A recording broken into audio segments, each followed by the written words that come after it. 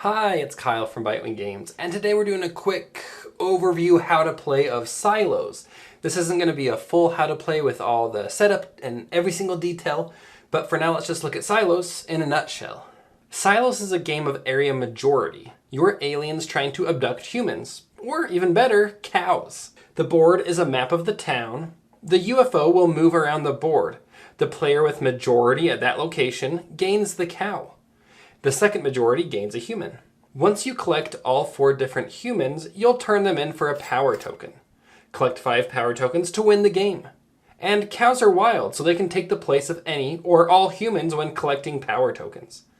I will note these humans and cows are the deluxe pieces, cause they're just too cute to not show off. To start the game, players will place their aliens in disguise throughout the town.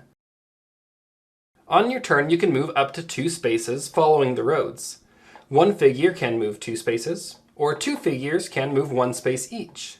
Then you'll reveal a card from the deck. There's just 4 unique types of cards. 1 card moves the UFO, which, like I said, will award a cow and a human to the players with majority at that location.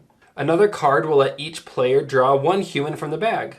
Humans have certain locations they want to be, so place your human in a matching colored spot. Once all 3 spots are filled, a mind control event takes place. The player with majority earns 2 of the humans, and the player with second most majority takes the remaining human. So majority really matters.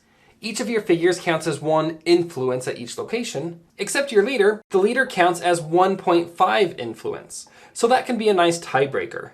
But you'll still end up with ties, in which case you'll look to Town Hall. This order shows how ties are broken. And ties are really a pretty big deal, so this order matters, and this order can change throughout the game. You'll notice that the UFO visits every location except Town Hall. So who cares about majority there? Well, you do if your token is in last place, because you're going to end up losing a lot of ties.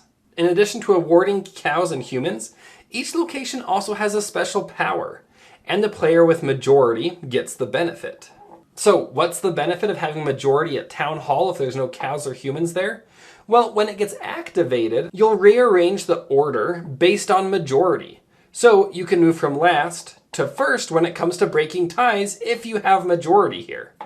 So how does Town Hall or any of the locations get activated? Well, that's another one of the cards in the deck. This card will activate all powers. So starting with 0 and moving around the board to 6, you'll activate the powers of each of the locations. And the final card in the deck is 1 power. Each player can select 1 location where they have majority and activate that power. Let's very quickly look at all of the location powers. The sheriff's office lets you arrest alien figures from 1 location, bringing them to the sheriff's office. So you didn't have majority at the church, but after the sheriff's office got activated and you pulled all these aliens there, you now do have majority there. Sweet! The university lets you move all your figures from there to Town Hall, and in doing so, you distinguish one of your aliens. When looking at area majority, this alien counts as 2 instead of 1. The shopping mall lets you reveal new humans from the bag, placing them out and potentially causing that brainwashing event where the majority gets 2 and the second majority gets 1 of the humans.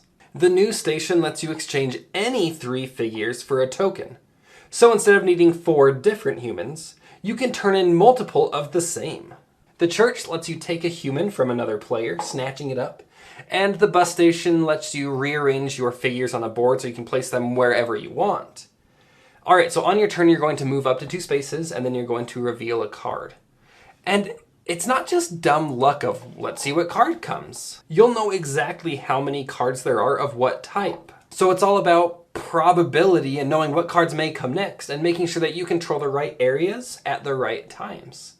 And to help with that, each player has 3 cards in front of them. Cards that will let them activate locations they control or rearrange all their figures on the board. Instead of flipping a regular card from the deck, you can choose to instead flip one of your one-time use cards in front of you to really turn the tides in your favor. Alright, so on the board there's these locations, but for a little extra variety, each location has a tile that you can place to change what happens when that location is activated. There's also an expansion which introduces crop circles. The crop circle action replaces a normal location action. When activated, you place a crop circle near a location, giving you a permanent +1 influence at that location. The final addition in the expansion is the permanent skill tiles. Each location has a unique skill token. When a location is activated, if you have majority with your cowboy hatted leader, you gain that token. The tokens give you bonus actions on your turn. Things like ignore the first card you reveal from the deck, or convert 2 humans for a cow. So the TLDR, Silos is a game of area majority, where you really want to have majority everywhere, but you'll spread yourself so thin you'll have majority nowhere. So you have to strategically place and move your aliens, trying to be in the right spots at the right times. And with just 3 one-time use cards in front of you, you don't want to end the game having never used them, but you also don't want to use them so early that you don't maximize their potential benefit. And that's basically how to play Silos. I'll have a full how to play at some point, which I'll link in the details below. But in the meantime, if you have any questions, let me know in the comments below. Until next time.